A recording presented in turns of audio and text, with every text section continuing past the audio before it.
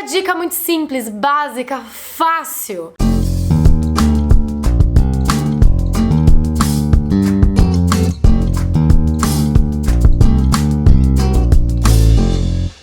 Eu não sei se vocês estão acompanhando aí, mas julho é um mês que a gente traz pra atenção de todo mundo a questão do uso do plástico. Se você acompanha aí alguns perfis que falam sobre consumo consciente, sobre sustentabilidade, provavelmente você se deparou com a hashtag July Plastic Free, que no nosso português maravilhoso é Julho Sem Plástico. O que acontece é que nesse mês a gente quer conversar um pouquinho mais sobre essa questão do nosso uso excessivo de plástico, principalmente de plástico de uso único, que seria canudinho, copinho de plástico, esses descartáveis que a gente usa por 5 minutos e depois a gente joga fora. Eu acredito muito que pra gente realmente entender e fazer essas mudanças de hábito com consciência, a gente precisa se informar, a gente precisa entender por que a gente tem que fazer essas mudanças. Então eu vou trazer aqui pra vocês alguns dados, algumas informações que talvez você não saiba ainda sobre o nosso consumo de plástico, e no final do vídeo eu vou te dar 3 dicas pra você começar a colocar isso em prática, pra você poder começar a fazer alguma mudança de hábito que seja simples e que, se todo mundo fizer esse pouquinho, a gente vai ter um impacto super grande. E mesmo que a gente já esteja no final de julho, não significa que é porque julho acabou que a gente tem que parar de falar do consumo de plástico. Esse é um mês só que a gente traz o alerta, mas a gente tem que continuar fazendo essas mudanças e essas alterações nos nossos hábitos para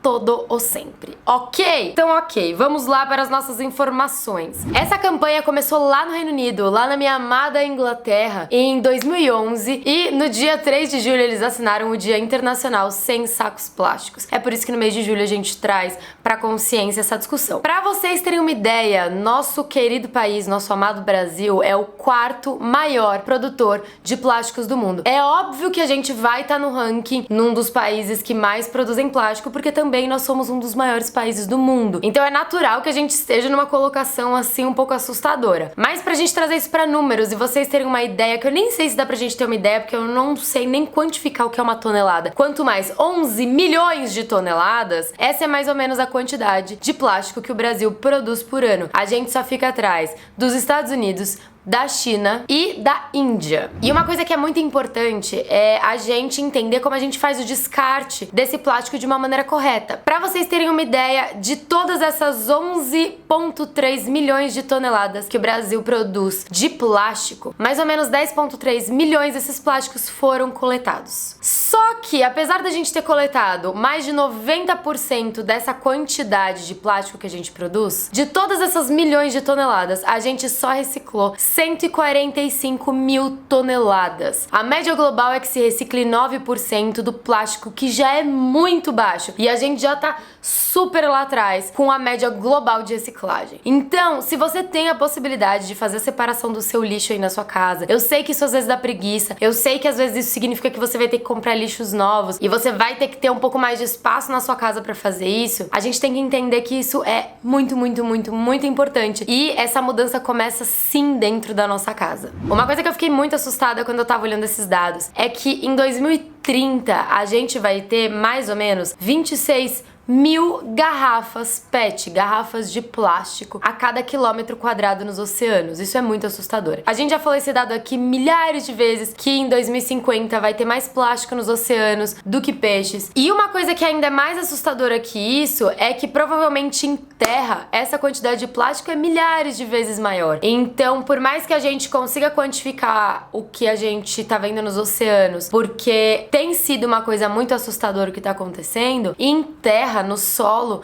a gente ainda tem uma quantidade muito maior. E eu não sei se vocês se lembram que a gente fez um vídeo aqui ano passado falando sobre o dia de sobrecarga da Terra. Se você não lembra, eu vou deixar o link aqui. E eu tenho uma notícia muito triste pra dar pra vocês, que essa data se antecipou do ano passado pra cá. Se você não tá entendendo o que isso significa, semana que vem eu vou fazer outro vídeo falando sobre o dia de sobrecarga da Terra e explicando um pouquinho mais como tudo isso funciona e o que a gente pode fazer também pra gente mudar, pra gente fazer a nossa parte. Então essas próximas semanas aí vão ser dias intensivos sobre consumo consciente. E como a gente não pode ficar falando só de coisa ruim, só de tragédia, a gente vai falar aqui um pouquinho também de como a gente faz, o que a gente pode fazer pra mudar e fazer a nossa parte. Tem um site que é especificamente sobre July Plastic Free, que eu vou deixar o link aqui, Chofana coloca o link aqui, e também tá na descrição desse vídeo. Esse é um site todinho em inglês, então talvez pra algumas pessoas fique um pouco limitado o uso desse site, mas lá tem muitas dicas do que a gente pode fazer pra reduzir o nosso consumo de plástico, e eu vou trazer alguma dessas dicas pra vocês aqui agora. Primeira dica muito simples, básica, fácil. Leve com você o seu copinho reutilizável ou uma garrafinha de água, de qualquer coisa que seja, que você possa reabastecer. Se você é daquelas pessoas que gosta de tomar um café na rua, é bom você ter o seu copinho com você o tempo todo. Se você é aquela pessoa sedenta que bebe água o tempo todo, tenha a sua garrafinha com você. Assim você pode reabastecer ela em qualquer lugar que você for. Uma coisa que é muito mágica é que quando você começa a usar uma garrafinha ou um copinho plástico, você começa a notar a quantidade de bebedor que tem por aí e a gente não percebe, porque tá tão no nosso automático comprar garrafa plástica pra beber água que a gente nem percebe os bebedouros. E se você parar pra pensar, isso pode ser uma economia gigantesca pro seu bolso, porque a quantidade de garrafas de água que você economiza, que ao invés de você comprar se você vai no restaurante, se você tá andando na rua, é gigantesca. Eu sei que tem o desconforto de carregar ela e que às vezes a gente precisa dar uma adaptada, mas como vocês já conhecem, porque eu já falei aqui milhares de vezes, tem o copinho do Menos um Lixo, que ele fica pequenininho, ele cabe num bolso, ele cabe numa pochete, ele cabe em qualquer